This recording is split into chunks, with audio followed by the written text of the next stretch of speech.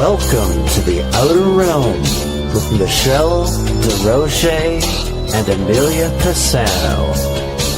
Airing live on the United Public Radio Network, 105.3 FM in New Orleans.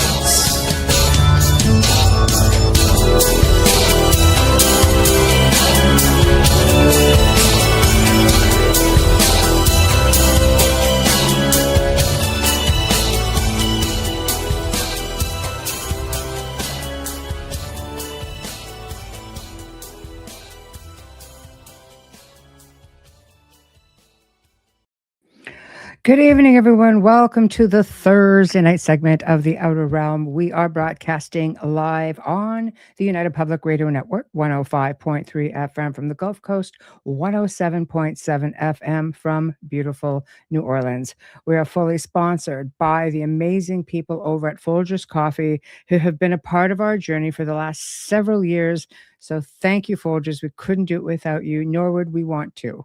Also, big thank you to Justin Snicker, a.k.a. Dr. Snick, the Sonic Surgeon, for the contribution of his time, his music, and his voice for the intro you just heard. He's an award-winning composer of Halloween, horror, sci-fi, and dark wave electronic music, which can be found on all of your favorite music streaming platforms. Also, big thanks to Steve McGinnis, the artist behind our logos here at the show. Check him out on Facebook and Instagram. Also specializes in the Halloween and horror genre, but does amazing commission pieces of any sort. So tonight, my compadre, Wayne Mallows, joins us, and we're going to be talking about, so it's an open discussion, of course. We're going to be talking about the incredible world of animals. We're going to look at intuition and mysticism and animals in the spirit realm, their role in healing, rescuing, as guardians, so much around nature that is just so amazing.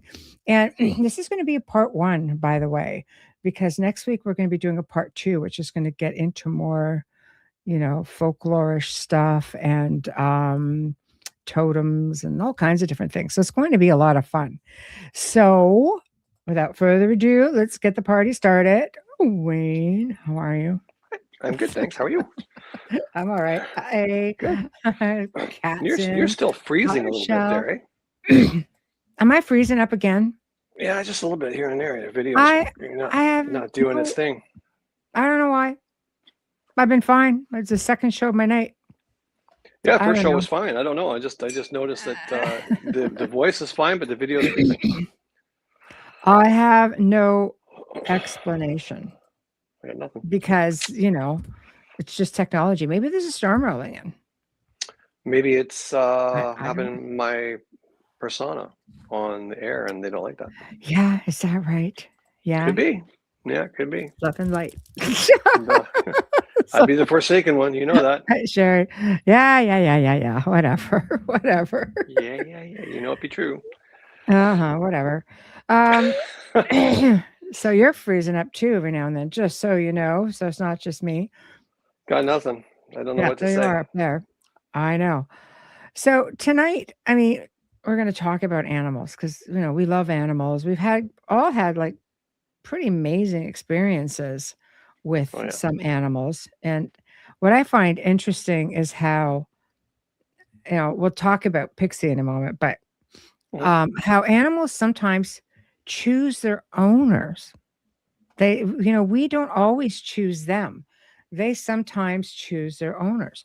And with that being said, I was watching some videos recently where this new thing that people are doing, at least new for what I've seen, is they'll, have an event day, let's say at a rescue or a humane society, that kind of thing. And they bring people in, anybody who wants to adopt pets. And these are like full rooms of people, and they will let the animals out one at a time. So I've seen it both with dogs and cats. Dogs especially, they really do it a lot with dogs. And the dogs just roam around the room and they go to their person. Like they're just drawn by the energy or the vibes. And they basically go right up to the person and they jump up on them and love them. And it's very interesting to watch. and you and I have That's talked definitely about new. that.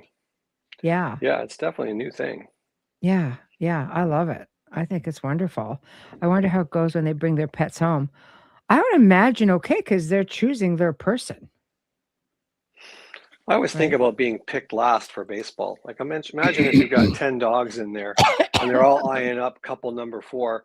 And let the first Yeah. dog out and it runs over and snags couple number 4, and all the other 9 dogs go, "Oh, that was my person." Well, they all have a chance. I'm just saying. Rochelle says, I saw a bunch of videos lately, random people with strange cat or dog snuggling up on them out of nowhere. Yeah. Yeah, I mean, I Well, they're think, drawn to your energy, right? yeah, I do. I do. Yeah, people start crying. It's really sweet. She goes, I have a dog that imitates my last dog who passed away. I figured he must be teaching her. Maybe. We got one. We got one of those. 12. Yeah. Oh yeah, we do. Uh, but I think with Pixie, Pixie, was a little Chihuahua.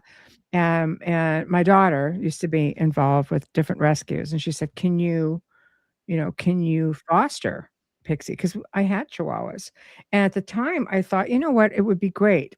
And they taught her a lot of things because she came from California. She was, probably a puppy mill dog or a shelter dog in a high kill shelter, and she just looked so defeated, poor little thing. It was such a long drive for her, and, essentially came to us literally right from the drive, and, Yeah. you know, my Chi-Chi started teaching her things right away. She did not know how to drink, properly out of a bowl. She did not know you could get excited at food time. She just sat there and she watched the other dogs. I'm like, "Yeah, get excited. This is fun time." And she started learning. But when Wayne came in, she freaking loved Wayne. Oh my God. This dog would dart around, do her zoomies, and run right up. Wayne would sit with his legs stretched out, run right up his legs, just sit right onto his lap, and he'd just cradle her. So I think she chose you. Yeah, I think as well. Absolutely. It was wild because she had a hard go. She had a really hard life. I felt for her. She had a really good first year, and then after that, she had medical problems, one after the other, after the other, after the other, and then she finally had a stroke that took her sight and partially paralyzed her, and then she had a second stroke after that, which totally did her in. Yeah. So I was thinking that I was there to be her caregiver. And then we talked to a pet person, and they said, no, actually, she came a long way just for your journey. Oh, of course, that Yeah. made me cry. Yeah. It was really a sad story because she was, under a year old Yeah. when she came to me as a foster, and she was never meant to keep. And Wayne would be just like, "Oh, she's working so hard. Just look at her work so hard." And I'm like, "Oh, I know where this is going." and and Yeah, you it know was me. what? Yeah. So he adopted her, and after everything happened with her health, it was really sad. But I've never seen a little dog fight so hard, and she would be skin and bones. I was syringe feeding her food for at least a good 5 to 6 months. And I remember just saying to her, I said, "You fight, I fight. You fight, I fight."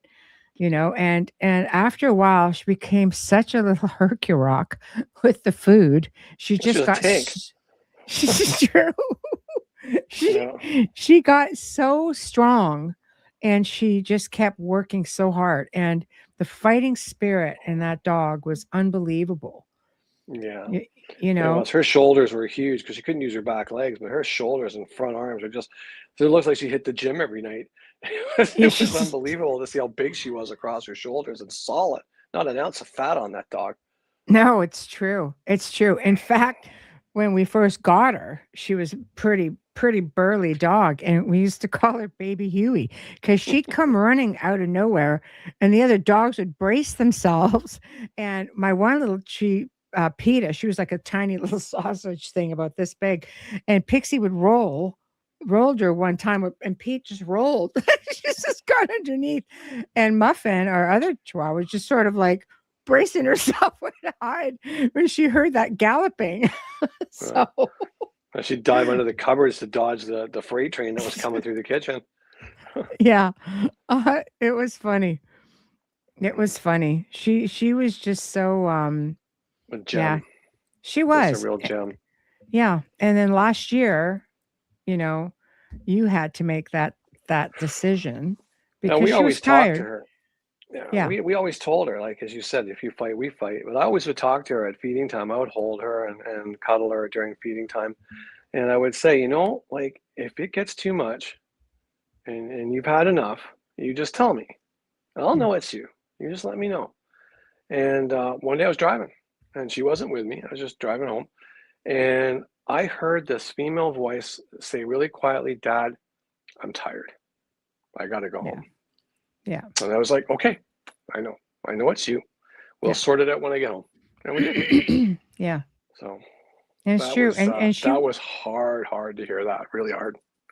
yeah, but you knew she was tired. She was winding down in her eating.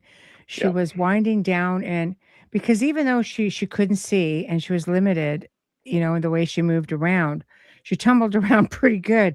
But Oh, it she got did. to that, yeah, and it got to that point where it was food time, and she just wasn't excited anymore, No. and it was just like drop in her head, like she just couldn't, and and it was interesting because when you saw that pet psychic who basically gave you that message, it made so much sense though, and the Oh, yeah, it bond that had you that. both had.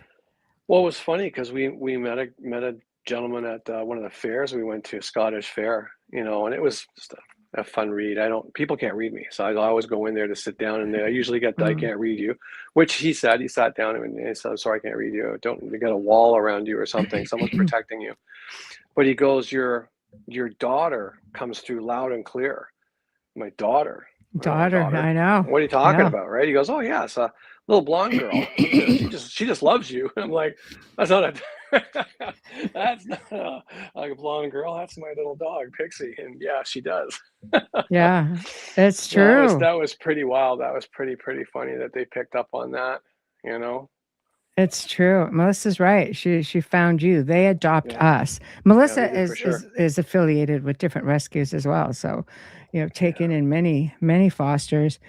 And it takes a special person to do that because I'll tell you something, you can't give them up. It's so hard to give them up. I know sometimes you have to, yeah. um, but it's just like I remember saying to my daughter, says, "I don't think I can ever do it again because I just have too many chihuahuas." Yeah. And you know, but I do think they get like the ones that I have had through the years, I've kept them all, and I paid handsomely for some of them because I knew they were just in a bad situation, and I would get them and just bring them out of their shell slowly. Like our white Chihuahua Muffin, I could not touch that dog for 9 months. She was a breeder dog, and Yeah. she just wasn't having it. The night I brought her home, she freaked out, and my chocolate Chihuahua PETA, who basically went after her, and I put her back. I said no, and she just looked so defeated, trying to protect me. But I didn't want her to get hurt because Muffin just wasn't right. Like her owner drugged her Oh yeah. uh, and made her look docile. And when that wore off, that dog was in shock. But Yeah. loved the guys in the house. Just wanted nothing to do with me for 9 months. Yeah.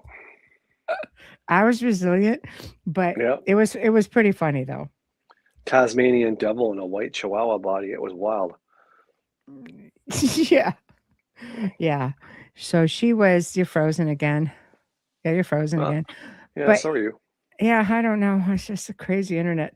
But yeah, it was you go on journeys with them, and so many pets, that rescued, and parrots and cats and dogs, and I've gone Squirrels. from Siberian Huskies, German Shepherds to Chihuahuas. And Yeah. I never thought I would love such a little dog, but they have such huge spirits. It's unbelievable. You don't see us freezing. Okay, that's good. So we'll just keep talking. Yeah, well, it's the voices are fine. It's just that I noticed the video on both sides like glitches, but it the might be for speaking us because doesn't we're under the same roof. yeah, quite possible. I don't know. Yeah. I don't know. But Yeah. I want to just say something quick about like animals reading energy because I had an experience one time a lot of years ago. Like I work nights and I would come home quite late and a long drive and it was winter and I was coming up the back road and the OPP, the police were out and the lights were all on and I'm like, oh well, here we go. And they stopped everybody and like I asked the guy, what's going on? He goes, we got a deer with his antlers caught in the fence, like the fence alongside the road.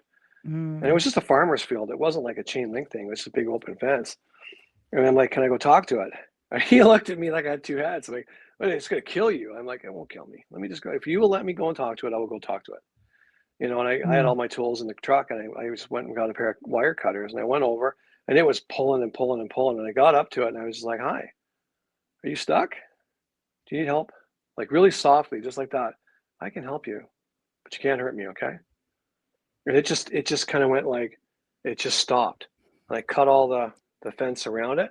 And I go, there you go. You're done. And it kind of lifted its head slow and realized it wasn't stuck. Boom, it was gone backwards. It went the other way, away from me, thankfully. Yeah. That was kind of an idiot move, but they were going to put it down. They were going to shoot it. And I said, oh, I can't, not over that. No. So Yeah. that was fortunate, really fortunate. Yeah. It's, you know what? Their animals are they're so incredible. And They know. they do know. It reminded me of a movie that I watched called The Horse Whisperer.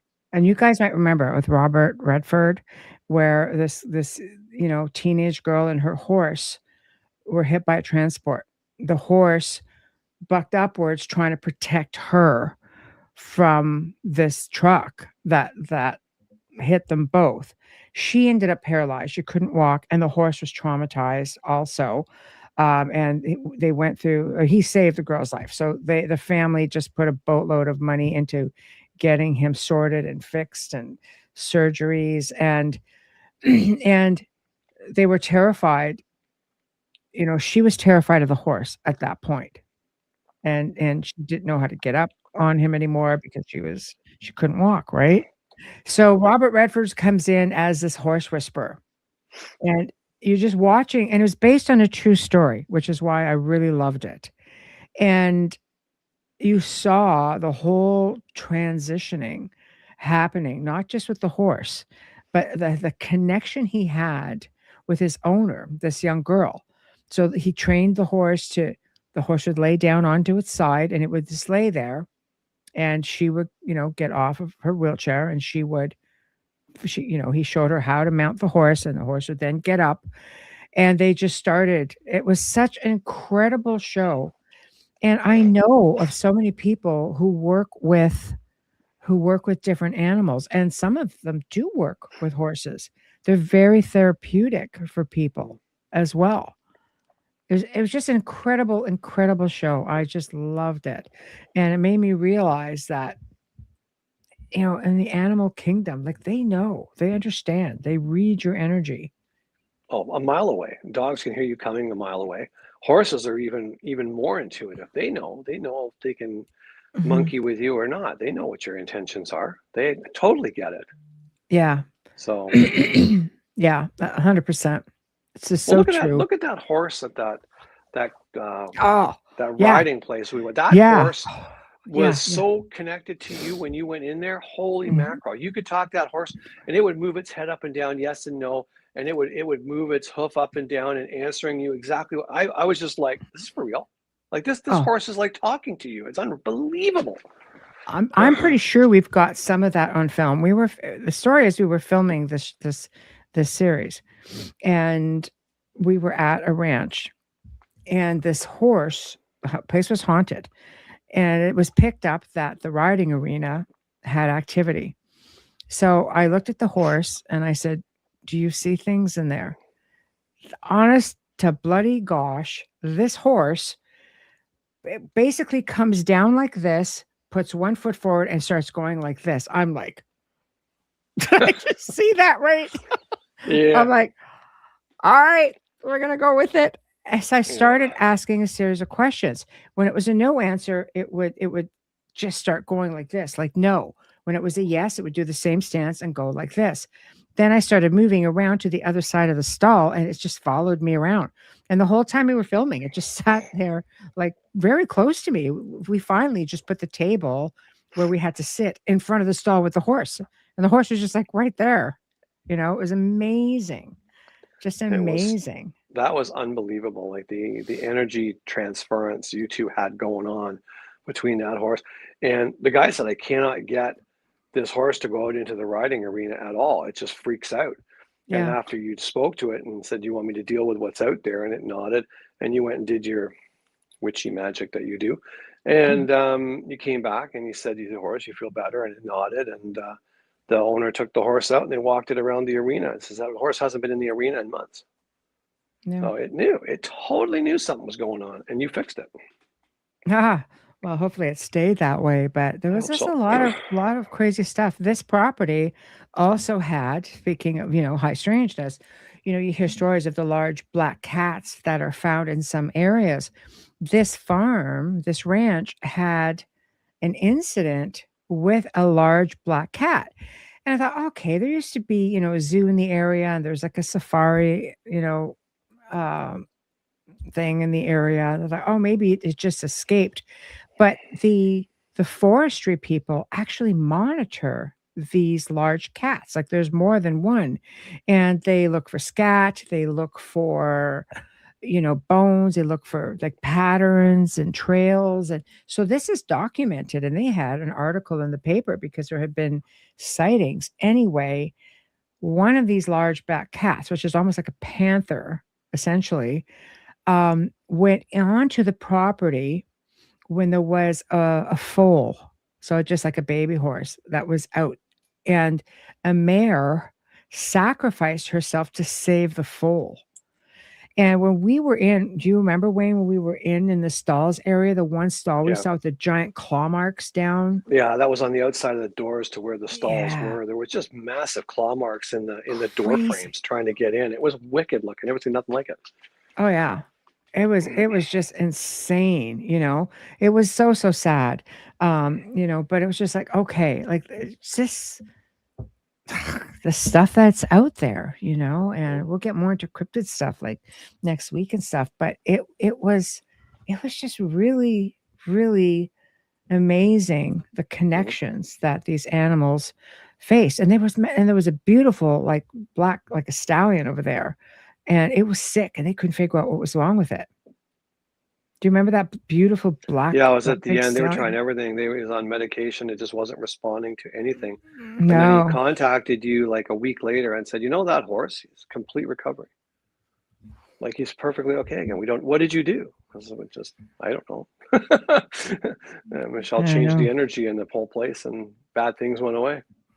Yeah. Craziness. Just craziness. But yeah, so I know it just animals are very affected by energies and frequencies. Like, vibes are not good. Then when people message me, for example, well, I think the house is haunted. Says, do you have a pet? Yes, Mm, follow their lead because they will good. react. They will react to it. In fact, like really malevolent things don't like cats. No, What's up with that? no. Cats will take on anything. They're fearless. It's They true. are fearless. Unlike my son at the old manor house when he was living there, he phoned me one day, absolutely having a meltdown that something was in the house, and he was freaking out. And I'm like, "Where are the cats?" And he's like, "Well, they're asleep on the kitchen." And I'm like, "Well, if there was something going on, like in a really bad way, those cats would be losing their marbles. And if they're just Mm, sleeping, there's nothing happening. Just it's relax. It's probably just residual energy. You're fine." it's true. It's true. And cats are just so revered, Hmm. like the cats were Well, that's really why they're so revered in ancient. saucy now, because they remember when they were kings. I remember when they Especially were this one right royalty. here. This one is behind me right now. Thinks he's Ours still a thinks king. it's royalty. Do you hear him chirping? Oh yeah, he's Dexter. chirping. Yeah. He's chirping. Cats will confront bears, alligators. Oh yeah. They will. Oh, They're just oh, for fearless. sure. Oh, for sure.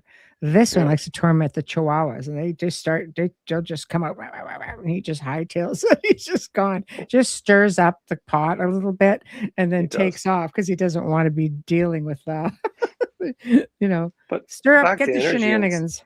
Hmm? back to energy and stuff, like animals know. I mean, when I was much younger, like I'm talking my 20s, and I was working for a lineman for the phone company, and I Mhm. was cutting through a park to get to a set of poles and stuff, and there was a squirrel's mom had got hit by a car.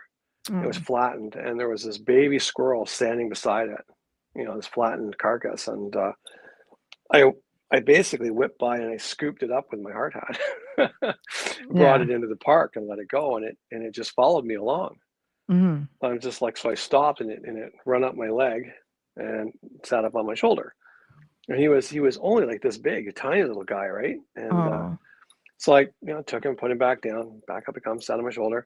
So I'm like, okay, so I put him in my truck with me and went to the store and I bought a little packet of peanut butter and milk, and I fed him peanut butter and milk off a tiny spoon, and he lived with me for 2 years and totally housebroken. yeah. So Yeah. 80 years ago, yes, exactly, 80 years ago. That's when I was 20. Yeah. No, I love Yeah, that. Animals do gravitate to certain people, and animals yeah. really love you. My father was the same. Animals never left my father alone, and no matter where he went, they would just kind of hook up with him. He was walking down the street and follow him along. And I remember being at one of the science centers, and we were there. They had this huge eagle, and it had been injured, so which is why it was at this facility, and it was behind glass. It looked so foul. Anyway, so my father's just standing there, and it's just standing there staring at him. So my father moves to the other side, down the other side of where this enclosure was. Bird just follows down his perch right to where my father and just stares at him. So my father, my father loves his music, so he kept going back and forth. This bird kept following him, and honestly, I've had parrots in my life, loved my father. I've had dogs in my life, loved my father. Cats, love my father. The same with Wayne, except for the bird. The bird doesn't really fancy you. Bird hates me. Bird Bird hates doesn't. me. I Bird is mimic a. the bird. I She sing likes to the women bird. I though. She's talk to the bird, and we have great conversations. Then I walk in, and I'm like, "Hey," and fluffs right up, wings go out, just glares at me. And it's like, "Oh, I was just. outside.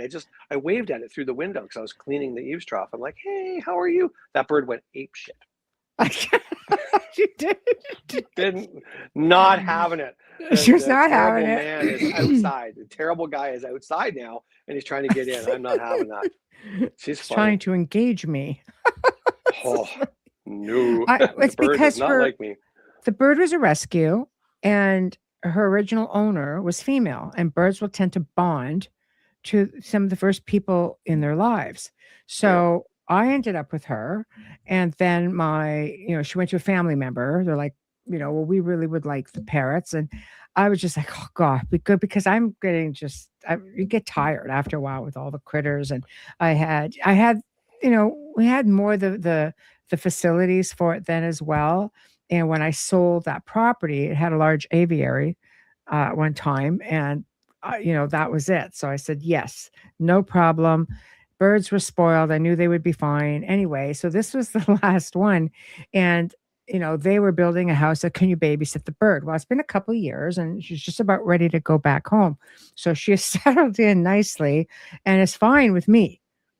And she'll dance and she gives me little kisses and she's like, but honestly, Wayne comes near the cage and Mm-mm. she just throws herself at the cage or starts smacking her bell around, or she just really wants nothing to do with it.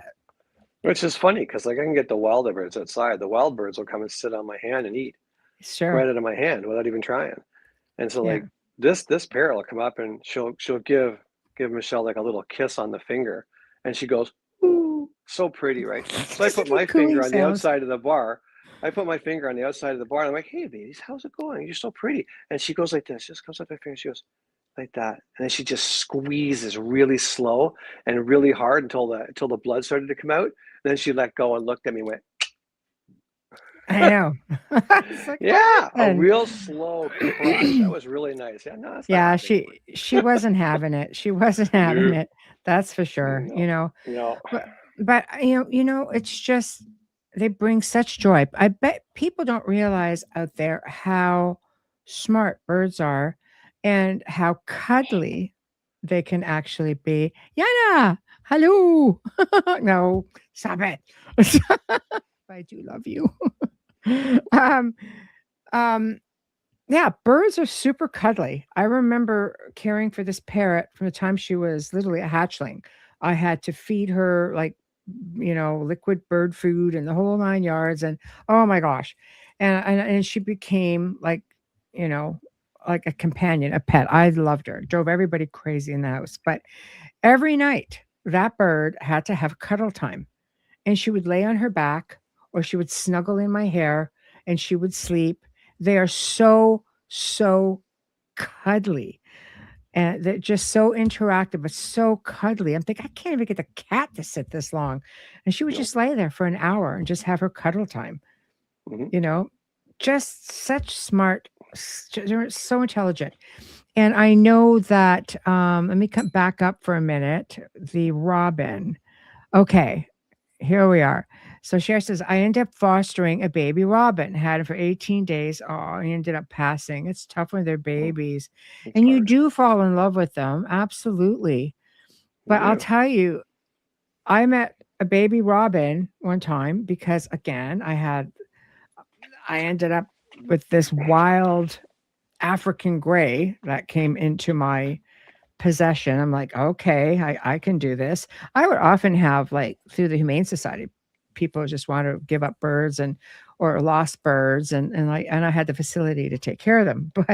But I had to go and bring this wild gray because now he's been in captivity. So the woman who I went to see, she would train birds no matter how wild they were. She could train them to ride little bicycles and just do crazy things, talk. Sorry, I'm taking in air because I'm about ready to laugh. So I'm over there one day to go and check up on this bird's progress. And all of a sudden I hear, hello. I'm looking around. I don't see any parrots. I was like, and I hear, hello again. I'm like, hell, I'm losing my mind. And I looked down in a cage was this tiny little baby robin. It just had all of its feathers, except it was bald on its head. So she came down and I'm just like, she goes, oh, is he talking to you? I'm like, that bird is talking to me. And I said, what? It has no feathers on its head. She goes, no, its little nest mates plucked all the feathers off its head. It got traumatized. It fell out of a nest. So Oh, she rehabilitated it and it could speak. But any bird could speak. They don't have voice boxes. So she goes, oh, I trained him to speak in a week. I'm just like, this tiny little hello, all frustrated with me. And I'm like, wow, that's then funny. who knew? Right. So Yana, my parrot followed me everywhere like a puppy, getting mad at me if I left it in the cage while I drank coffee in the morning. If he could talk, I will buy it and sell you. I'm a handsome man. Yeah. I Well, love it. look at my sister out down near Sarnia way, right? She's got that big property, and she's trained the crows to come and eat. Yeah. She had the forest all around her, but she's Yeah. smart. She only goes out. She wears this red hoodie or this red raincoat when Mhm. it's feeding time. So when they see the red raincoat on, they all come. And they know it's food time and they tell the babies and all the babies now they all come. It's been like years and years of this, but Yeah. she can go out during the day and just any other clothing she can wear and they don't come around, so she doesn't get bothered all the time. It's only when she's got the red coat on they know, okay, it's feeding time. I think that's lovely. I think that they're again so brilliant. One of the best talking birds in the world is a myna bird, and crows and ravens are exceptional talkers, and you'd never know it to look at them Hmm. or to communicate. They are amazing mimics. And but the myna bird, from what I was told from this person who trained them, she goes, "It's a myna bird, one of the best talking birds in the world." I'm just like, African greys, they have like the memory of like an elephant. They don't forget anything. We've learned Great. that. We've learned that, yes. Cockatoos sit in the permanent stage of being a toddler. Had two of those actually. Again, one was really badly abused, so I completely rehabilitated her, got all of her feathers back in, taught her some really beautiful things to say, and she ended up going to a really good home. So, but I'll tell you, oh my God, it's a different world. Parrots are an entirely different world, and they're just so delightful. Well, it But stands to reason why a crow is my totem if they're one of the exceptional talkers. and they I just never go shut up. and go and go. Oh man. I came across this quote and I wanted to share it. It's the belief that animals are higher dimensional guardians. And there's a reason that animals are drawn to certain people. It's not coincidence, it's energy. They're higher dimensional guardians in physical form. They're deeply connected to the unseen world. Their presence on Earth is not random. They're here on assignment, which we found out with Wayne and Pixie. Yep.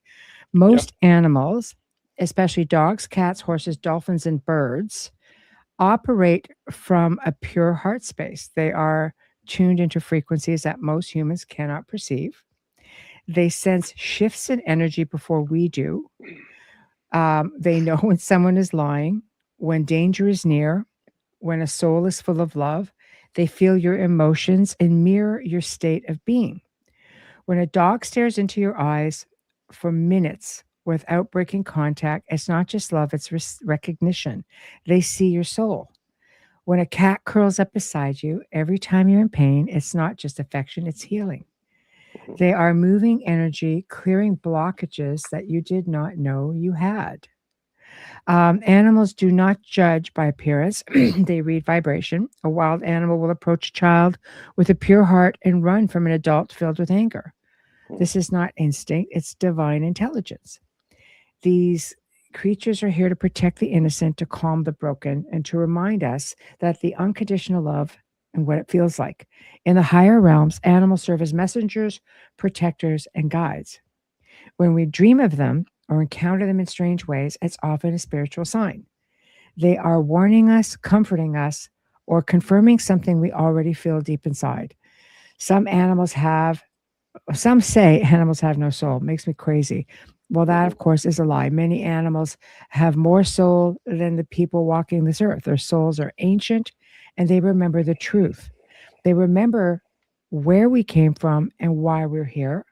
Some are even soul family who chose to incarnate as an animal form to stay by our side during this lifetime. If you've ever lost a beloved animal, you know that grief runs deeper than most people understand. That is because they were never just pets, they were guardians of your heart. When they pass on, their spirit often remains close, continuing to protect and guide you until your reunion in the next world. Animals are not lesser beings, they are masters of love. They don't need religion, politics, possessions. They teach simply by being. Their loyalty, sensitivity, and courage remind us of what we forgot, that this life is not about control, it's about connections. And the animals around you are not random gifts, they were sent. Treat them like the sacred guardians they are, because when the world turns cold and everything else falls away, it is their silent love that reminds us what is real. Tell me that is not just perfect. It is perfect. It's totally perfect. Yeah. I I was thought going so through a too. really bad time with that, and I had my kid's cat, the Mhm, tabby cat Ollie, Mr. 25-pounder. mhm. And I just moved. It was just an upheaval in my life and all kinds of stuff. I would come home in the mornings and you'd hear this big crash upstairs, like boom, boom. And he'd come down Yeah. the stairs, bam, bam, bam, bam. You sound like somebody walking down the stairs. The first couple of times it was quite unnerving. But he'd come in and jump up on the table, and then we'd bump heads, and he'd Mhm. rub his head against mine. And he didn't want food or anything. He just was saying good morning and welcome home. And I'd go to bed, and he'd hop up on the bed, and like he never did that.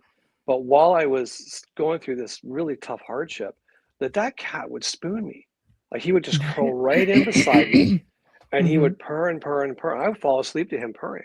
But once I kind of got over that, that few months of really agonizing hardship, he didn't do it anymore. He's still around and he's happy to see me, but boy, when I was hurting, boy, that cat was right there all the time. So yeah, they absolutely know when their human is hurting. They do. They absolutely do. And you know what? And I really noticed this, with our dogs as well, how they care for one another. And when my little chocolate dog when she was nearing the end of her life, she stopped breathing. She had congestive heart failure. Honestly, I revived that dog 6 times. And by the 7th, she wasn't having it. She was just done. But what alerted us to this, the very first time it happened, where realistically, it was our little white dog, because Pixie, no, I don't think Pixie was okay at that point. I think she had already started having problems. I can't recall. But this little white dog had taken on all of this responsibility, and she knew Peter wasn't right. So she just started. She went off her nut bark. She never barks. Oh, no, never barks. That day, I knew there was something wrong because she was like screaming in the other room. Oh, yeah. We ran in and Pete was on her side. Not breathing. Yeah. Yeah. I scooped her up and I brought her back, and it was just like, wow. Like I was just completely gobsmacked. I'm just like, what just happened? Because Muffin was the quiet one. Yeah, never made a peep. Nothing. No. She still doesn't. She only started barking recently in the last few months. Yeah. But I'll tell you, like, for 6 weeks, that dog would not sleep, because I had PETA with me, and I had learned that for her to sleep, she had to sleep on a solid surface, and she'd sleep on her stomach. If it was too soft of a surface, and I say solid, like a real firm pillow, her heart, it would just stop. Like, she just couldn't do it. So anyway, Muffin would be up all the time. That dog just sat there and watched her the whole night. And again, I had incidences where I had to revive her. And she just sort of became joined at the hip, literally, until she passed. And being at the vet, she fought and fought. They were trying to get a heart halter on her, and that wasn't going to be a thing. And the minute, literally, that she got in my arms, she threw herself at me. I held her, got in the car, drove away. Like this, she passed. Right? But in the same respect now, when Pixie was having a seizure, Muffin went crazy again, and I went running in and caught Pixie having a seizure. So Muffin had that responsibility still transferred, because now she was a matriarch and she was taking care of Pixie. So when we decided to get another dog, being Gracie, it was done because it was to give Muffin the time to be a pup, because Gracie was only 14 months old at that point. I'm like, okay, so she's full of shenanigans, and she's going to play. And Muffin started playing again, and she started being a pup again. And when Pixie passed, all of that weight of her having to be the matriarch and having to care for these animals who were older than her, it went away. Now she was the older one, and she got to, now she's just like living her life with Gracie. Even though she doesn't see very well, she still has a constant companion who keeps her excited, So it's interesting to watch that process. It's funny with the two of them, because they'll play and play and play, and then when Muffin's had enough, she'll just go, not angry, Don't just touch me. A little grumble. The other one's like, okay, I get it. And back off, and he does not want to be touched. Yeah, but she's also the nursemaid for me anyway. Like, I'm always injuring my fingers and nicks and splinters and all kind. I get into bed, the first thing she does is check me out, check all my hands, my wrists, my forearms. Up and She down, does. like just paws and nose until she finds a little nick, and then that's it. She's there for 15 minutes taking care of that little nick. I know. It's just insane how they work. But when you're looking at animals, how do they know when there's something wrong with you, when they know maybe you have an illness? hmm Well, I've told you that one many times before about the woman who had a cat for years, and she was just sitting there reading a book, and the cat came up and growled at her, jumped up on her chest, and started biting her neck, like badly, and required stitches. It was deep, really bad. I had to go to the hospital, whole 9 yards. And Mhm. when they were looking at the wound, it was all kind of like blacky, yellowy garbage on the inside. The doctor's like, "That's Mhm. not normal." And they Yeah. they gave her a quick CAT scan while they were doing it, and then she had a tumor, and they were able to get it out. The cat knew that there was a tumor. Like, what's that about? Now, like, how? That's How did they crazy. know? That was like, to me, is one of my favorite, Yeah. spooky cat stories. It's wild. Yeah. It is though. That's what I'm Mm. saying. Like this happens all the time. You can go find videos I was gonna of say, yeah, yeah, of animals being able to sense when there's something wrong, yeah, whether you're about ready to have a seizure, like Kat was saying, they'll go and they'll lay down with their person, or yeah. being able to detect, cancer or something isn't right, tumors, like they find them. Like I'm a car guy for years and years, and I watch different videos on repairs and things like that. But it just happened on this one. I thought it was a typical car repair thing, and Yeah. it was a guy working on his car, and this golden lab comes down, ripping out of the garage, and basically mounts the guy from behind. He's like, "What are you doing? Get off me!" Right? And the dog walks him literally forcibly away from the car, out of the garage, and he's like, "What are you doing? Let go of me!" Freaking out at the dog. Dog's having none of it. And just as soon as the guy's out of the garage, the entire front of the car blows up. There's flames everywhere. It's like, huh, how did the dog know and know what to do? Man, it's crazy. Yeah. Oh, it is. I think we watched a few of those videos, and one was a Fascinating. woman who was leaving the front door and she was heading out to their car. And her dog spun out around her, turned her around, started pushing her back towards the door. And she's just like, come on. You can see she's trying to fumble with the dog, pull him into the house. And then all of a sudden, this huge tree branch drops onto the car and crushes the top of the car. And Flattened she it. froze and hugged the dog. Like, how do you know? Mm-hmm. How do I'd be they dead. know? Yeah, right. I'd No, be but dead. yeah, but they do, they know, and look at the guy who was about ready, he goes out to start the barbecue Oh up, yeah. on the deck, and the dog just hauls off and just boots him down to the other side of the deck, Yeah, and the and it whole exploded. barbecue blows up. It takes part of the deck with it. Yeah, yeah. So, I don't know, animals and premonition like that is incredible, Yeah. like, they know, you see all these little kids playing, and a big shelf is coming down. One was a TV, and this dog grabs a child, just this toddler, and just, he throws himself on top of him, or Yeah. because I've seen different videos, or they move the child, kick the child out of the way, literally, and they fall under. This case was the TV. Another case with the shelf, the dog was Yeah. over the child, and held up that shelf until the owners came running in Yeah. to The dog remove held it. up the Like, weight of it. That's right. God, it's just when they say animal heroes, they really are. And and let's talk about this crazy sense. Let's talk about the homing device. Like that Oh they're yeah. built in. That's nuts.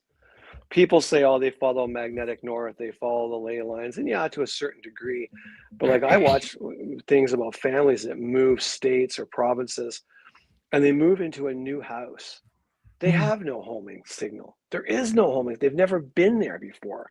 And mm, this dog or cat will go, 1,000 miles or more and finish up at the owner's front door at a place they've never been before. Like, yeah, how does that even work?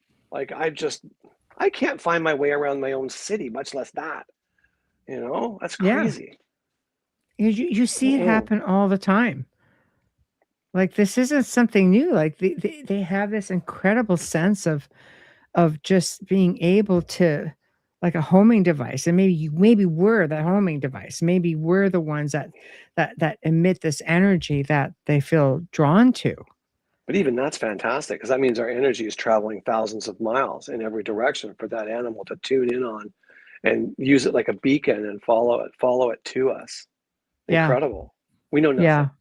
The more I know, the less I know. That's all I know. I know. It's just, It's I just unreal. It's unreal to me. the animal world is so incredible.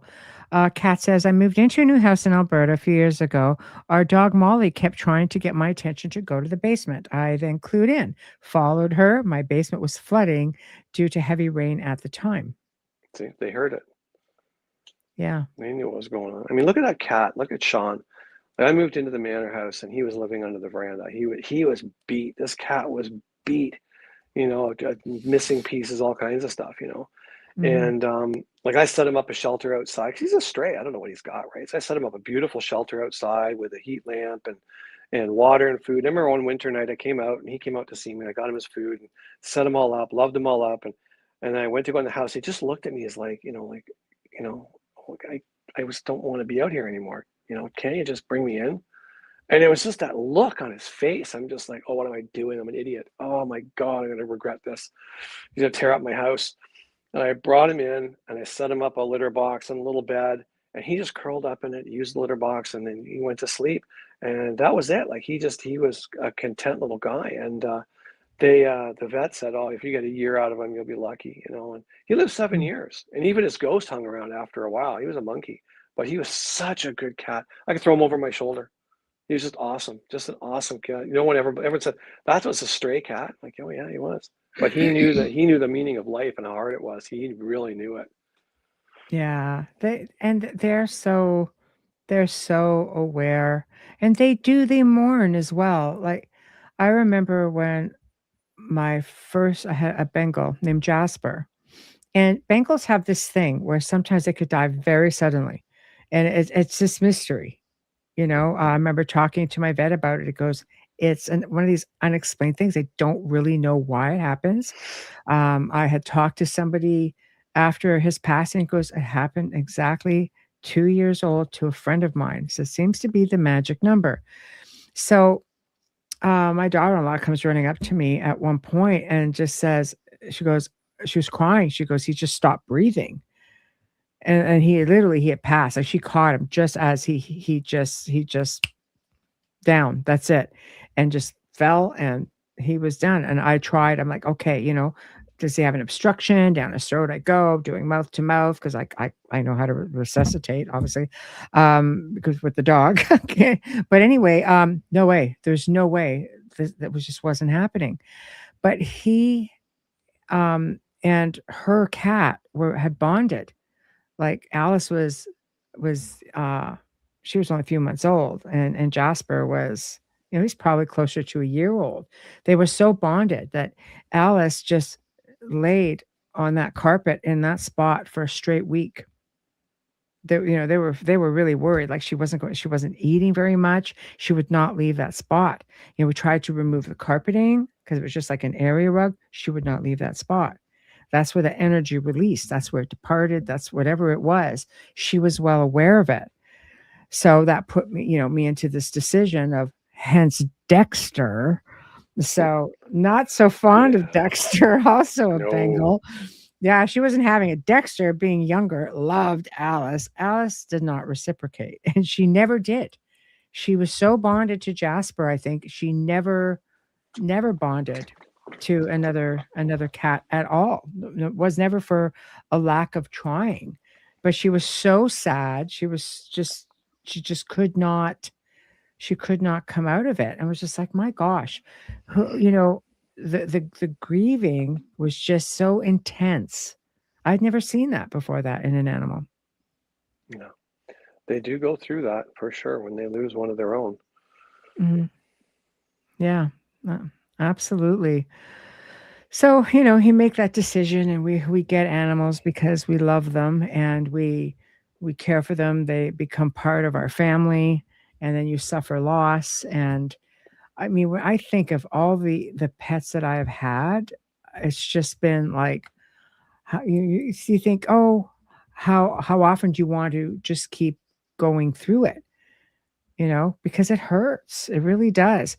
And then I think to myself, there's so many though. There's so many that need homes. And just like Pixie, Yeah. just like Muffin, just like I had, this little girl named Bella.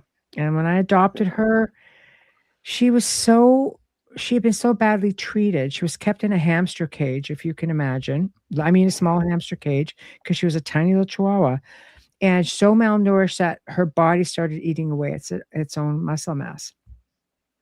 That's It took dreadful. me 3 years just to get her to want to leave her bed and run around and follow the other dogs around. She was always that timid and scared. It took a lot of rehabilitation work with her. So they are little gems, without a doubt. When Sam passed away, I took some of his fur because we got him cremated. I got our dog Willow and our cat Nui to smell the fur. They took their time to sniff and they were okay. Aw. Yeah. White cat, blue eyes, was deaf. I also had a white cat with blue eyes who was deaf. Bella, after Bella Lugosi. Yeah. Mine was called Attila, and he was a boob. He's just crazy. I know an Attila boob also. I know. I know.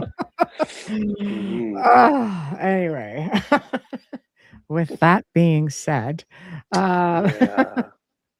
yeah.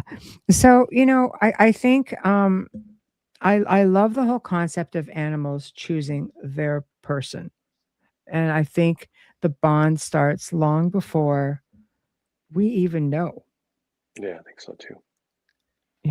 before we even know it. Next thing you know, we've got these amazing little critters who just end up, they're like your fur babies, members of your family, people who just think, animals have no, um, hey, Kevin, animals are not sentient. I can't even imagine that. How you can look into the eyes of animals and not see complete love, most unconditional love you will ever have will be from an animal, because people have done atrocious things to them and they've still been loyal. Yeah. People just don't. They don't get it. They don't. They don't get it. No. No, you go ahead. I'll tell you a story. A friend of mine, he had a beautiful Doberman, and he lived on a big property. And this thing was this friendly. You could drive up, and this dog come bounding down at you, lick your face, and he loved everyone. Just absolutely loved everyone. And then he met a guy, and they were going to do some deck work, do the deck work on the back of the house. So he drove up in the pickup truck, and that dog went ballistic. Like Steve had to put the leash on the dog, had to drag the dog away, dog's teeth out, like frothing, just freaking out. And Steve was just like, I don't know what's wrong with the dog. We put it away. And so we put the dog in the house and came back out, apologized to the guy. And the guy's like, it's not the dog, it's me. The guy went, no, it's not you. It's something wrong with the dog. No, it's me. He's like, I used to work as a young man, teenager. I worked at a slaughterhouse for years. And I was the one that put the slug into the animal's head. And he goes, everywhere I go, every animal I ever meet knows that about me, because every animal reacts exactly like your dog just did, without fail. Wow. And tell me that guy's not marked with energy, right? That's crazy. And he says, as soon as that guy drove away, the dog was perfectly all right. But as long as he was on the property, the dog was at the window freaking out. Wow. Yeah, see, that's crazy. The animals know. They do know. They just know, But would you, like I said, I remember seeing this video of an elephant, and the mother had been shot, and you saw this tiny little elephant crying. I mean, it was wailing, and it had tears in its eyes, and I'm like, anybody looks at that says there's no soul there. Oh, fools. That's exactly what you want to do, because it's the purest form, like they mourn. They mourn they grieve, they're so loyal, they know, they heal.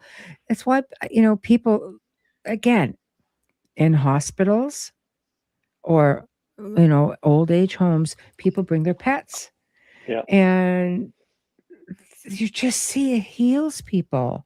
The elderly people get so excited when people come in with their little dogs or cats that they can just hold and cuddle, and they're just totally different. Like One there've of been.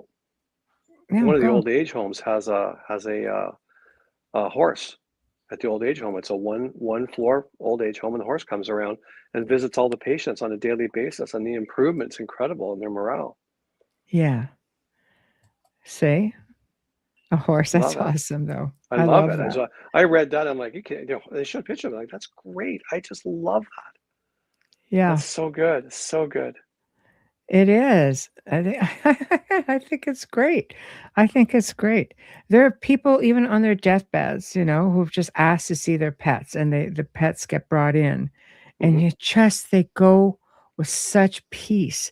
And in the same breath, you have had animals who have just camped out on their owners' graves. Yeah. When they go, Yeah. It's they wild. won't leave them, They won't leave them. Yeah, I think it is so sad, the amount of love and loyalty that goes beyond being a sentient Hmm. being. That it's just complete unconditional love and loyalty. Yeah. Well, look at the story with my mom and her cat Smokey. Like, my mom Yes. went into extended care facility that didn't allow animals for whatever reason at that time, and my mom wasn't well enough to care for one at that time. So the cat went to her best friend. And one day, like, my sister was going to see my mom. She went every day. And my mom got up and she realized the cat was gone. The cat was dead. Right. Mm. And so my sister gets a phone call from the best friend and said, listen, let you know that Smokey passed this morning, not doing very well, and passed away. The vet couldn't revive it. So that's the end of that. Right. So, okay, I'll let mom know. So she's thinking to herself as she's going into the extended care that, oh, this is going to be a hard conversation. Mom's not going to do well with this at all. So she comes in. She says, hi, Mom, how are you doing? And my mom looks at her. She says, oh, not very well today. And she goes, well, why aren't you very well? And she goes, well, Smokey passed away last night. And my sister's like, well, how do you know that Smokey passed away? Well, she came to see me in the middle of the night. She woke me up to tell me that she was on the other side and that she was fine and not to worry about me. Right. And, and Aw. Christine was like, well, what did Smokey sound like? She goes, well, she sounded like a middle-aged woman.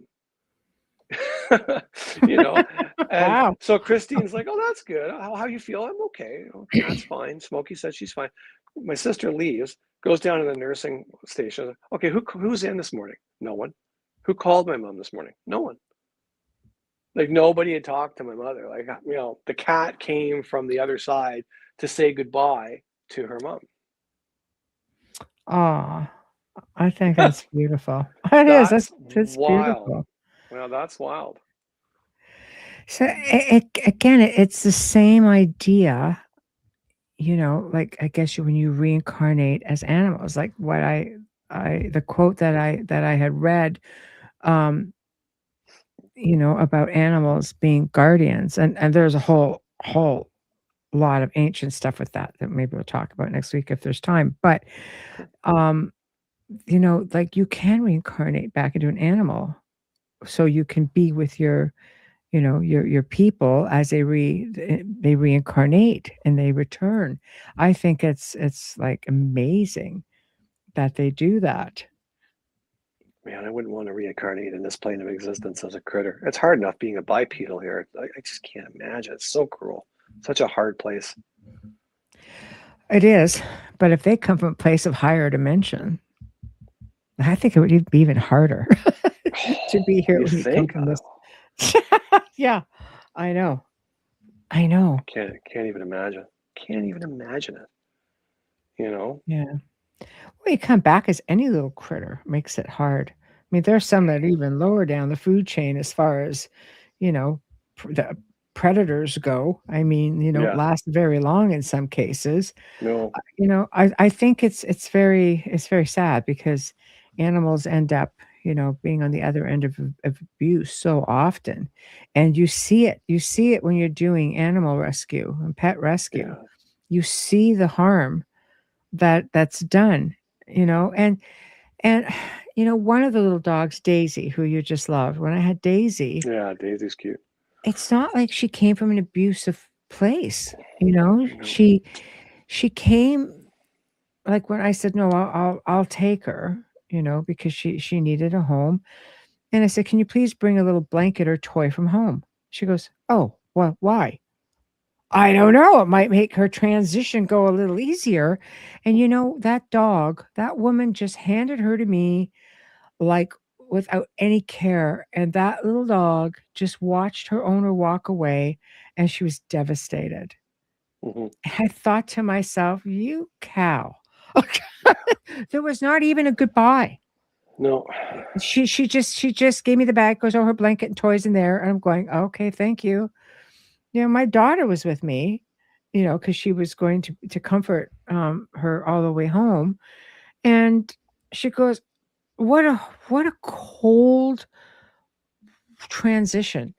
She goes, "I don't ever I mean, I get it, sometimes you just have to go, 'Okay, here you go,' and just walk away." It's because it's too hard to do it, but it wasn't the case with this person. There you could see there was just no connection. She did not wasn't upset about it at all. No. There's I mean, animal people, then there's not animal people, and that's a hard division line, but that's fact. people deal differently, and I kept trying to tell myself that because you know what? People deal with things differently. But that little dog just really had a difficult time. Like, it's just like I don't it's like she really struggled with even trying to make a connection Hmm. with the rest of us, you know? It was just very, very, it was very, very sad because it was something that, I hope I don't see a whole lot. And I'm sure it does happen. And it's just why it's so difficult, like with Pixie.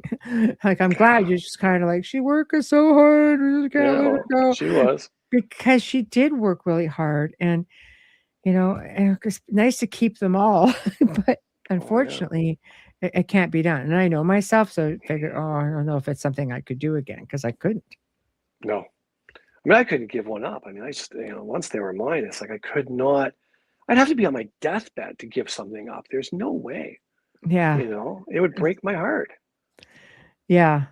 And when you come to know her the way that you did, when you come to know her and all the stuff you find out after the fact, how she chose you, and she Hmm. came all this way for Yeah, you, yeah, you know, that was very yeah. interesting. I had stuff to learn, and she was going to be the teacher, And she did. and she did. Oh, she did. Beautiful, beautiful. Oh, the most beautiful markings, beautiful ears on her. Like I would hold Yeah. her like a baby. I'd put her on her back and cradle her in my arms. I walked around, and I'd be like, "Who's my angel?" And she'd come up and lick my nose and put her head back down and just cuddle. It's like, Yeah. oh my God, I'm just so in love with this dog. It's true, it's true, and her favorite toy was a stuffed chicken leg, squeaky Yep, thing. squeaky thing. She Yeah, just loved best that thing bloody ever. thing. I Yeah. know. I just want run around with this chicken leg in her mouth. It was bigger than her Well, you'd head. throw it 3 times. Three was it. She'd chase it 3 times, then she'd bring it back to the bed, then she wouldn't let you have it. She'd say, She "No, you're had just going it, to throw it yeah. again." She'd put her paw over it and put her mouth on it, and she would just stay there. Like, you're not getting a chicken leg. I'm not chasing it anymore. That's it. Alright, I played with you. Now Yeah, that it's that's out of it. your system, I'm gonna take my chicken leg and go wander off. Oh yeah, She she was is. she Yeah, was she so was. hilarious. She was so hilarious. She was just a little ray of sunshine, to say the very least, you Yep, know? still is. I still talk to her in the mornings when I'm getting the dogs breakfast and stuff. I'm Mhm, cleaning the dishes away. I always say hi to her and how are you mhm, doing? And I miss you and I hope you're well. You mhm. know. So Yeah. While we're talking about incredible animals, you have to look at animals who rescue. You've got these Saint Bernards who are built, to go to the mountains, especially through the snow, to help do rescues. We have like dogs that just go in to rescue people from buildings. You saw that a lot with when the towers went down. You saw these animals being brought in, and again this incredible ability to be able to smell and to find it. And when you know how animals are and how much they love and how loyal they are, and this is a question for you guys out there, I tend to wonder how would finding so many deceased people, how would that affect them? Knowing animals the way you know them, even though they're trained for it, like bloodhounds, trained to do certain things and find missing people, and a lot of these recovery dogs are the same way. And I can't imagine what that would do to their spirit. I don't think it would, because they are functioning on a higher level than what we are. They can identify the body, but it's like you always say, like the body's parked in the garage, you've gone inside. They already Mhm. know the spirit has left. They Yeah. can probably see the spirit. It's so many memes out there of cats looking in a closet, and people are like, "What do you see? A mouse?" There's the spirit there looking back out, right? But I think the animal. I don't think it would be affected emotionally like we are, because they can connect beyond the physical. Yeah. Yeah, it gets to be, it can be, but there's still that element, where there is no energy, and death has a certain smell about it, Hmm. you It know? does, but they like I think the animals, they they connect to our physical, but I think they connect to our essence. And if Mm, they come across someone, a cadaver dog, right, mhm, they would find the remains. The essence is gone. That's yeah, it. It might be different if they were looking for their owner and found their owner dead. That would mhm. be an That emotional would be trauma for difficult. the physical being. But if they're coming upon a bunch of bones or a crushed body under concrete, they would be just like, yeah, it's here, Mhm. because they know the Yes. essence is already gone. Yeah. To me, God, it's just so depressing, but you know what? There again, many gifted animals out there, and, I love the stories. Um, and I look at how this comment is what makes me think of this. I volunteered at our local shelter and couldn't believe how many people brought their pets in because they were just simply tired of them. Yeah. And, I get life happens, circumstances happen. I mean, people who just let them out, because I know I owned one of those dogs. I owned a German Shepherd who I was asked to take in from a shelter because it had been dumped off. And it's sad. It's sad for the animal, because any of them will take your dogs. You just bring them, you know. Um, and it turned out that this dog had been taken at some point, and it was a retired police dog. Smart as a bloody whip.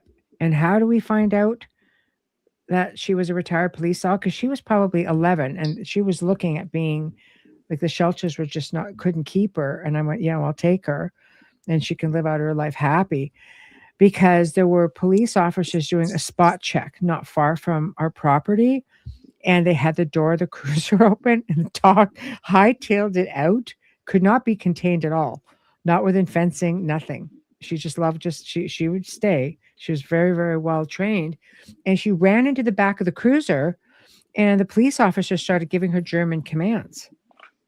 And they brought her back. I got a call, first of all, saying, "We have your dog." I'm like, "How?" "Dog's in the backyard." And they walked her up and they said, "How did you get this dog?" And I'm just like, she'd been dumped off, and I had a Humane Society asked me to take her because she was on the kill list. And they're like, "She's a retired police dog." I'm just like, "You find the owner, she should be chipped." Apparently, that chip wasn't, they could not get the chip. It just wasn't working. And I'm like, how does it just stop working? Like, nothing lined up for this poor dog. Mm. Right. And eventually she passed. She was old, and she was so smart. And my daughter at the time was just this tiny little baby. And I'll tell you, she would even squeak. That dog was just completely right over her. "What's wrong? What's wrong?" And when she was in her little cradle, like her little chair, travel chair, the dog would completely curl around the whole chair with the baby in there. You couldn't get near her. Just, I could get near her as I was her mom, but it's Nobody just else getting close to that kid. no, no. But it shows you just how brilliant they are. But you know what? This happens so much, and I'm such a suck for those animal videos, and animals who have been picked up and they've been sitting in a shelter, sitting in a shelter. Meanwhile, the owners are just looking for them and looking for them. And when you see, the owner come into a shelter and they find the dog, this dog couldn't believe it. He just came in, he stopped, he stared at his owner, he started crying and just ran into his owner's arms and just so happy. And I'm almost in tears going, oh my God, I can't take it. It's just like one of those success stories. Yeah. And it's the same for these animals when they realize they've been adopted. They Yeah, just it's sit big. there quietly in the car, or they're sad, or they just sit next to the person who's thinking of getting them, you know, and then you can see over a period of 2 days, 3 days, how they start coming out of their shell. And it's just like they're so grateful, and you just see it, Yeah. you know? And Oh, look at my friend Derek, right? Like I met Derek when I was running the motorcycle shop, and he was a bit older than me. mm, And one day he showed up and to help me spin bolts, and he had a sleeveless shirt on, and I saw these paw prints, tattoos on his arms. And I said, "Oh, Derek, what's with the tattoos on your arms?"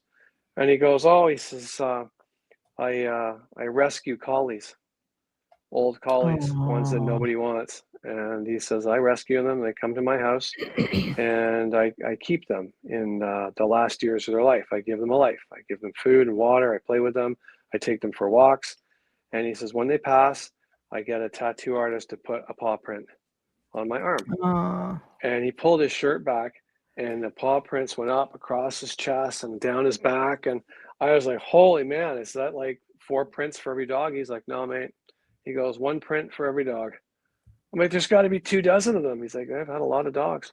He goes, "Some wow. last 6 months, some last 4 years. They're all old collies that nobody wants." It's like, ooh, Oh, I love you, man. I know. I know. It's terrible. Yeah, It's yeah, terrible. Oh my gosh.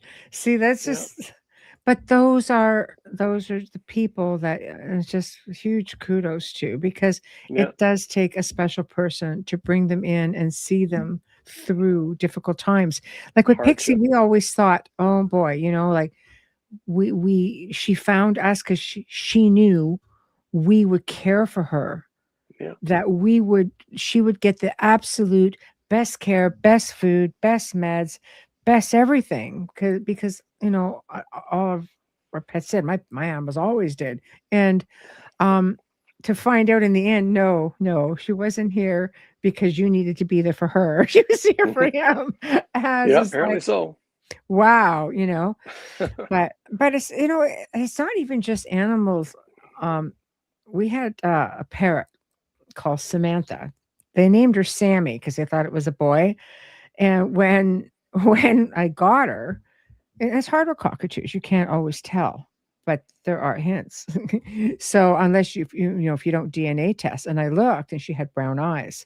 The males have the black eyes, and she was an umbrella cockatoo. I went, "Oh, you're a Samantha bird," and she'd look at you and say, "Hi, Sammy." And I go, "You're just full of shenanigans." Anyway, she was given up because her people had a baby, and cockatoos are allowed. And I get it. That child would be scarred for life, but it's very difficult. So they went through proper channels, and she made her way to me, and she took to my son. So when my son turned 10, he asked for one thing. All I want is Sammy. I went, oh no. I was gonna have this toddler in my life forever, because they're in toddler brain all the time. And oh my gosh, she loved him so much.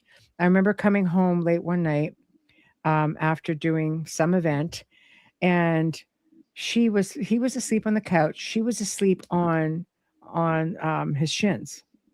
And she was just asleep. I walk in, she sticks her head up. She was just laid there asleep. What kind of a bird does that? She just laid right on top of him while he slept. And she goes, "Hi, Sammy." And I go, "Shh." And she goes, "Hi, Sammy." So she started whispering. She fully understood. So I came up and I said, "Let's go to bed." And I put my hand up and she came up and went to her cage. And I said, "Love you." She goes, "Bye." She whispered the whole time. But yet when she wanted, when she wanted attention, it was like she'd bark like a dog. And finally I just yelled up to my son, said, "Come and get your dog." This bird won't stop, right? But when she passed away, which was a condition that some cockatoos get, um, you know, tried everything, but when it's there, it's there. It's a behavioral thing. So unfortunately, she did pass.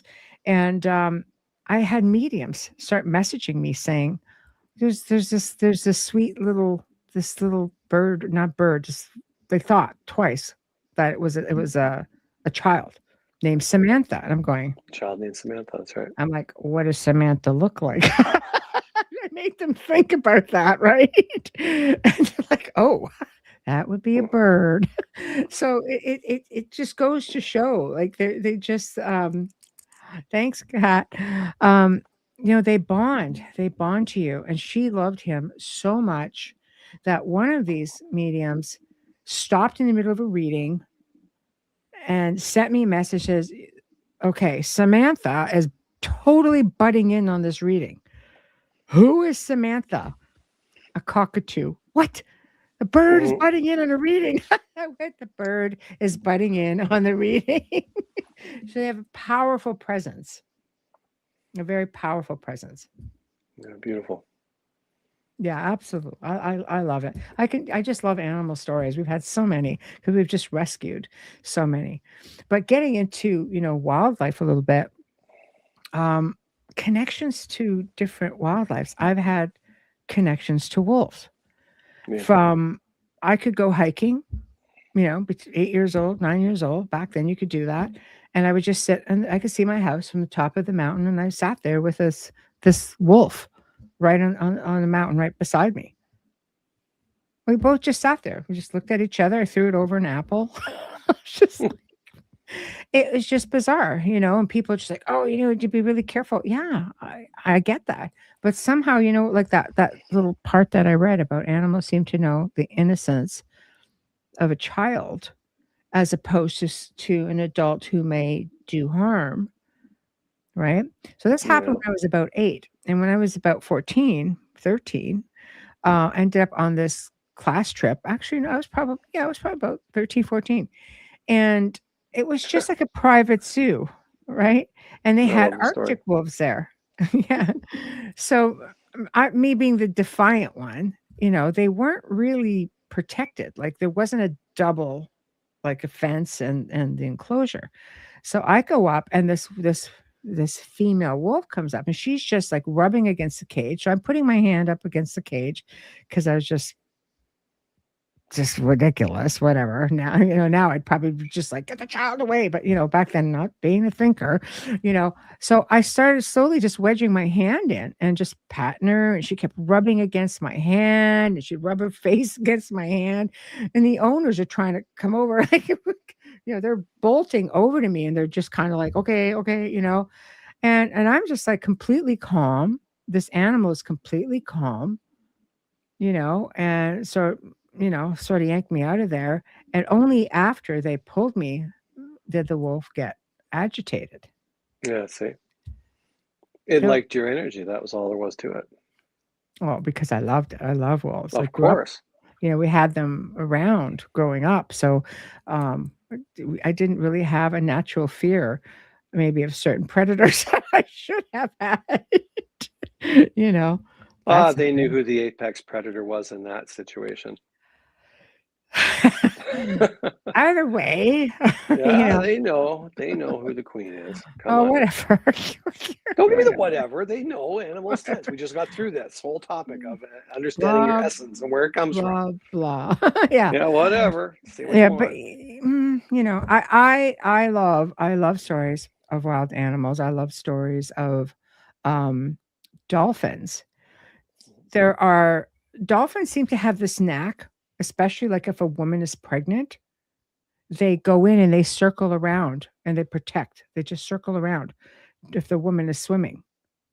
Like they just get on high alert and they feel this need to protect this Yeah. female and this baby, this little life inside, and they don't, like they just protect them. There was a diver out, I can't remember where it was, but there was a huge whale, big gray whale, Mhm. came up and it kept pushing her. And they're not aggressive. And this thing kept, like, she kept trying to swim out and it'd go around and come back and put its head under her and just lift her up and push her back towards the boat. And I said, what's with this whale? And there was an orca, a big killer whale, just beyond. Oh, trying to That pushed her, protect her. yeah, just pushed her back to the boat until she got out of the water, and then she could see the orca further out. It's like, oh. But the gray whale knew it. Came in to Wow. save her from that. See, that's beautiful. It is. But I was lost one time driving my bike. I told you the story a few times before, but like I said, the crow's my totem, and I was completely lost. It was kind of foggy, looked like rain, and I was cutting through the back roads trying to get back. And I was way out of my element. Like I was traveling through the US, coming back up, and I was like, where am I? I don't even know where I'm at.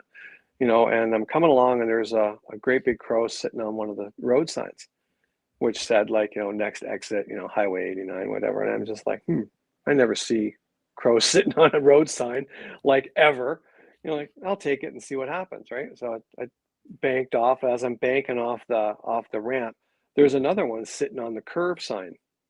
I'm like, that's different. I got on the 89, I'm driving along, and I look up ahead, and there's two of them sitting on one of those overpass signs, telling you what city you're going to and stuff. And I saw crows on all the signs everywhere I went until I realized where I was. And I didn't see any more crows.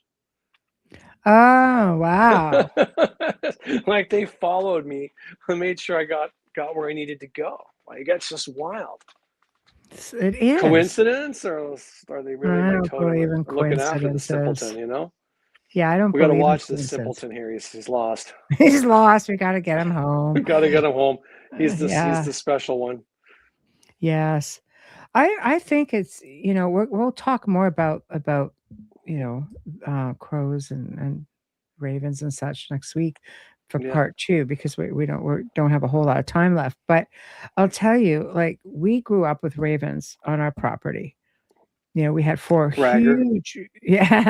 huge pine trees, spruce trees. And they were, oh my God, they were just so nice to have. And it was nice to have them there because they're messengers between worlds. And if I grew up in that house, and that house was absolutely beyond active.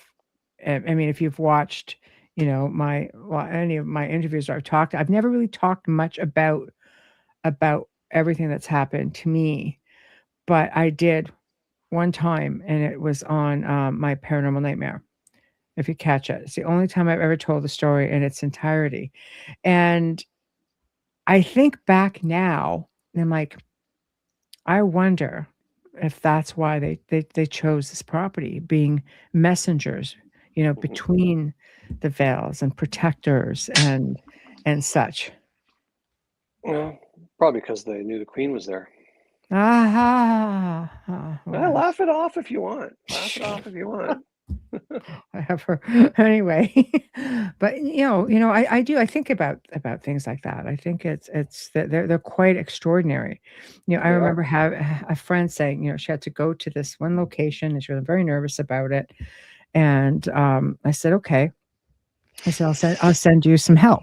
Like, I'll just send you something, just a bit of protection, And she basically was on the phone with me at that point.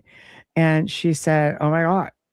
She goes, you're never going to believe this. She goes, but my entire view between me and this location, because she was walking through a trail, are all crows. She goes, they've completely blocked my view, because she had to walk by this location to get where she needed to go. And she goes, they completely have obstructed my view, all of these crows. And she goes, and I flipped around and I went down a different path. She goes, and then everything just disappeared because I was away from this location, this one place she did not want to see. Crows get a bad rap, and they really don't deserve it. Yeah. Yeah, exactly. I agree. I agree. You know, they're brilliant. They're highly intelligent. They are messengers, and there's so much behind all of it. I'm really looking forward to getting into more of a deep dive with all of that because I've only done a show on it one time a few years back, and I had so much fun, and there was just so much more I could have added, but the time was so limited to where I could actually discuss it. But you know what? Throughout ancient times, ravens and crows have been really highly revered. Mm-hmm. Birds in general. Yeah, birds in general. I was going to say they are. My dad told me a story when he was back in England. You know, they lived in the farmlands, and he had said that, you know, he met one of the older farmer guys up there, and they were talking, and he said to him, he says, why do you have all the crows out in your field? Don't they eat your crops? He goes, oh, they can eat my crops. He goes, they don't eat enough of my crops to worry about. He goes, I shot one once. I shot a crow once. And he said, when I went to pick it up, he said there was so many destructive bugs inside that crow's stomach that those bugs would have cleaned my field clean. Right? He goes, after I saw that, I said, no, you can have as many crows on my property as you want because they do more good than harm. Mm-hmm. So, yeah. you know, he told me that story when I was probably about 6 or 7 years old and stuck with me. Wow. Probably because I got a crow mentality, 7 years old, right? Maybe. Maybe. I think it's really great. The animal world is filled with miracles, and they're filled with incredible stories, incredible folklore. There's so much to it, you know, and the ancients knew so much back then. You talk to indigenous people, they'll tell you, no, you know, like Thunderbird, they'll give you stories of all these incredible beings out in the nature world. And I'll tell you, we are so clueless as a society. It's all been taken away from us. It's all our knowledge, all our connection with the planet, with nature, that has been systematically removed from us. Mm-hmm. You're not wrong. Without a doubt. There's no doubt in my mind that it's been stripped away. Mm-hmm. Yeah. It makes the most sense. I mean, you know, we're talking about these animals who are here from higher dimensionals, they're guardians, their presence here, like they're on assignment. They remember who they are. They knew who they are, where they come from.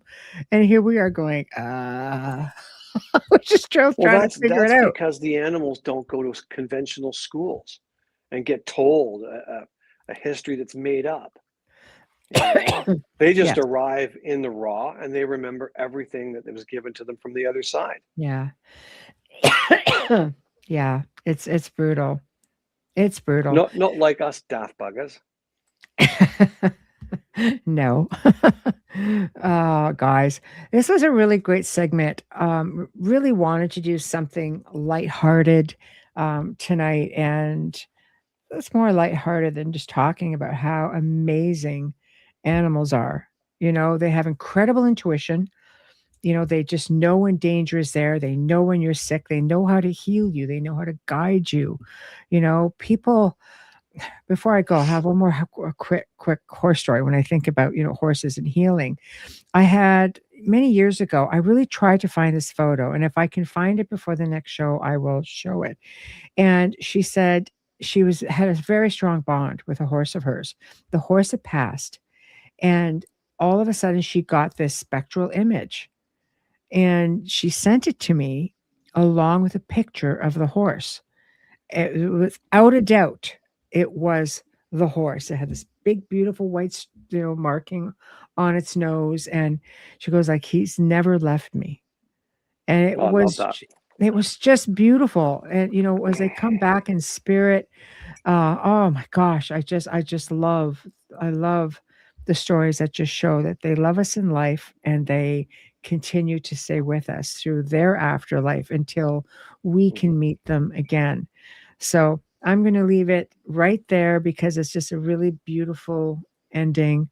And I will see you guys next week. Next week is going to be an awesome week. And Monday, make sure you guys catch me on Ira Wolfenson's channel called Pitbulls of the Lord, Spiritual Warfare. And we're going to be talking about the mystery of wandering souls and ghosts. So, and this is going to be from a very unusual standpoint. It's going to be just wonderful. She's highly versed. My God, if you guys haven't seen any of her shows, please go. She's got 3 archives on the Outer Realm YouTube page, and they are amazing. This woman is amazing. Start with the first one so you get a sense of who she is. Anyway, Tuesday Beyond the Outer Realm is going to be loads of fun. Welcomes Nicholas Pearson. He's going to be talking about his book, The Witching Stones, the lore and craft of the essential 14 crystals, gemstones, and minerals to empower your magic. Oh, I love it. This is going to be awesome. Wednesday, super fun. Welcoming DJ Jimmy and Jared King from Spooky Appalachia. And we're going to be really getting into some wild tales. They've had incredible collection of stories that get sent into them. And Jared was saying, he grew up in a cabin in the Appalachians, listening to tales of his elders, and the stuff. That's all I'm going to say. You don't want to miss the show. It's going to be amazing. And of course, Thursday, where we do part 2, and we start getting into familiars and totems and old folklore and all kinds of strange old tales and such. So we will be continuing this, and it's going to be a whole boatload of fun. So in the meantime, guys, have a terrific weekend. Please catch me on Monday. I'll try to get a link and post it to her channel. Go show her some love, and check us out 6 p.m. Eastern time on Monday. And the whole rest of the week is just going to be loads of fun. So thank you. Much love to you all. Thank you all for being awesome. Right, and good night.